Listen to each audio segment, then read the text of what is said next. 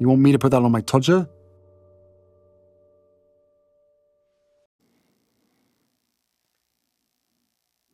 Birthday bumblebee outing.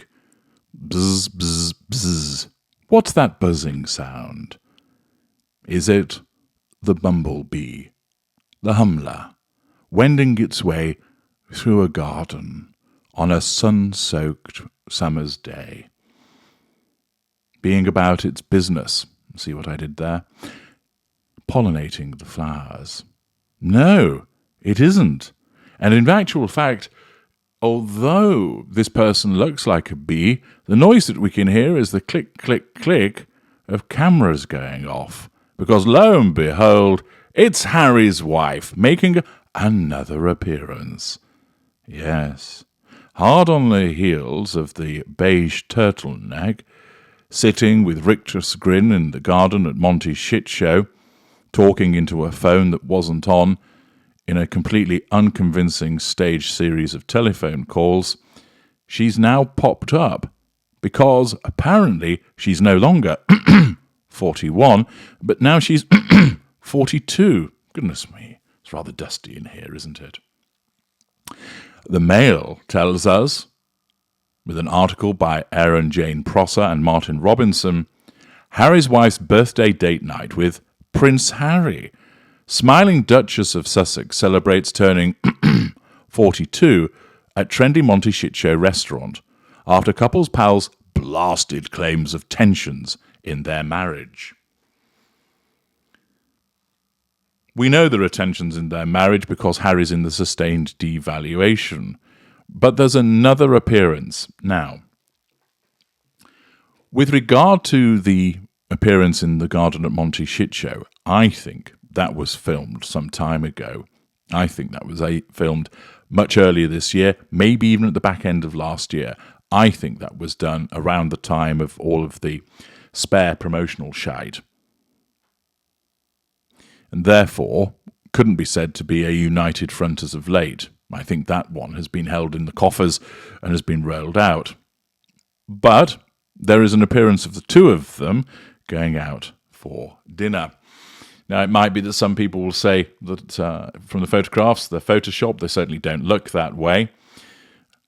And so we have another instance, and it just so happens that she's photographed, that someone manages to take lots of photographs of her at the restaurant, leaving the eatery. Yes, what a coincidence that happens to be, that they knew that she was going to be there and that they're in a position to take photographs of the bumblebee as it leaves the restaurant. The article tells us Harry and Harry's wife enjoyed a date night out in Monty Shit Show to celebrate the Duchess's birthday, a day after the couple made their first public appearance together in months.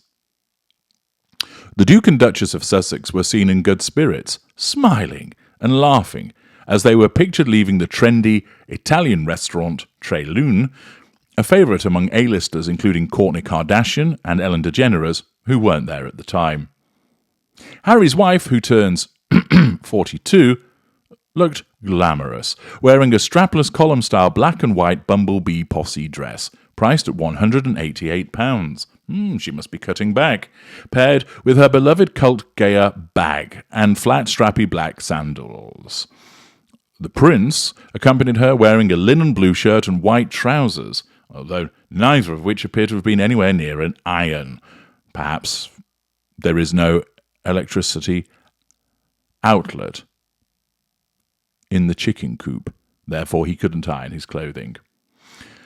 The pair entered the popular eatery where musician Travis Barker was spotted earlier that night, although nothing to do with the Sussexes, and they were joined by their good friend Matt Cohen, first time I've heard him mentioned, husband of the Duchess of Sussex's friend of many years, Heather Dorak. So they've scraped together a couple of friends at least. It is the Californian-based royal's second public appearance within days, after weeks of not being seen together, showing the pair are determined to present a united front and combat swirling rumours about strains behind the scenes. I don't think that's Harry being constipated. I think it's a reference to, of course, the suggestion that their marriage is in trouble. Their appearance came amid claims the Sussexes have been snubbed by Harry's family for events marking the first anniversary of the Queen's death. The California couple have not been invited to mourn Her Majesty in Britain 24 hours before they launch the Invictus Games in Dusseldorf 24 hours later on September the 9th. Hardly a surprise, of course, the assertion of control there by King Charles. A source told The Sun there hasn't been any outreach to them. In information which I'm sure you now need, meals at the Italian restaurant where she dined range from $24 to $61. Italian lovers can also choose from 24 different pasta and risotto meals, while an array of meat and fish dishes on offer from salmon fillets, $44, to filet mignon steak, $65. Well, how about that? Aren't you delighted that you have been imbued with that knowledge? Photographs show the couple walking out of the restaurant front. Amazing, isn't it? So talented. Before Harry's wife is seen pointing at something in the distance. Look, Harry, a camera. They then jump in a car that appears to have been waiting for them. The Duchess kept her jewellery simple for the outing, opting to go without any necklaces. Great. She chose chunky gold hoop earrings. Fantastic. As well as a stack of bracelets on one wrist to add a bit of sparkle. They included her favourite 5,427 Cartier Love bracelet and what appeared to be her £3,736 Jennifer Mayer gold mini basil tennis bracelet. The pair have been faced with mounting speculation about their future in Hollywood after their deal with audio giants Spotify was axed and one of their planned Netflix shows was quietly dropped. The celebratory outing comes after the couple appeared to combat their falling popularity and quash any negative rumours by appearing in a happy 2-minute 40-second clip released on Wednesday. Well, I wouldn't certainly say that was a happy clip. As I mentioned in parts passing, they barely looked at one another, and also I think that comes from some time ago, so I would discount a suggestion that that is a recent united front. But plenty of pictures of Harry's wife emerging and Harry wandering out, of course, behind her because she has to go first. And it just so happens that photographers were there to capture this. Is it the case that this is just part of a united front under the terms of some kind of deal? Or is it actually the case that the rumours about separation and strained marriage are false? Well, I suspect it's neither. I suspect what it actually is this. There are problems in the marriage. There are problems in the marriage because she's a narcissist and he's her victim. There are problems in the marriage because at this stage, chronologically, he's in the sustained devaluation. There may be instances of them spending time apart. However, he still wants to be with his wife. He's still caught up in her manipulations and the fog of his emotional thinking. And because it's her birthday and it's all about her, he probably has done the right thing, that has lavished her with praise, that has bought her something expensive, and in the circumstances, he has been viewed as white. Taking those steps doesn't necessarily guarantee that he'll be viewed as white. However, it's evident that he has been, that his actions have pleased her, and in the circumstances, he has a respite period. And therefore, there is a short reintroduction of the golden period, hence they go out for dinner together. It also suits her, of course, because it enables her to assert control over the viewership, the readership, the world at large, by saying to them, see, we're together, everything's hunky-dory in our idyllic lifestyle, so fuck you, haters. The institution of the golden period serves to assert control over Harry, whilst at the same time enables facade management to take place. So it isn't the case that they've decided, well, we're not together anymore, but let's put up a staged appearance. But rather, this is the push and pull that Harry experiences as part of his sustained devaluation. There are days where she tells him to piss off. She doesn't want him around.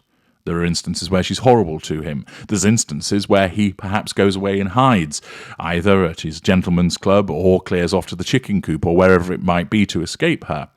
However, he also gets the respite periods. And as those of you who have been with a narcissist know, you're often desperate to cling on to those moments. They represent a moment of calm, a return of the good stuff. And if you don't know what you're dealing with, which is clearly Harry doesn't know, then you think that, oh, everything's smooth, everything's okay again. And then that means that you just desperately want that to continue, rather than try and say to this person, why have you been treating me so badly as of late? Instead, you just think, I don't want to rock the boat. I just want to keep things stable and enjoy this, and hopefully there won't be a flare-up. He's relieved that she's not kicking off. He's relieved that she's talking to him and so forth. He might even have got a bit of spicy poontang when they got home. But once again, it's all about Harry's wife ensuring that an event such as her going to a restaurant is photographed, and she just happens, of course, to have been caught multiple times by the cameras so that it can appear in the press, which is all part of the assertion of control over people, facade management, and the drawing of fuel. She continues to try and avoid the sinking ship that she's on. This, of course, as I mentioned, may well cause people to wonder, well, are they together? Are they not together? Is this just part of a manufactured front? Which some people, of course, will go down that route thinking they've got an agreement and because it's a birthday, they need to appear together. They need to salvage brand Sussex. But actually, it's simpler than that.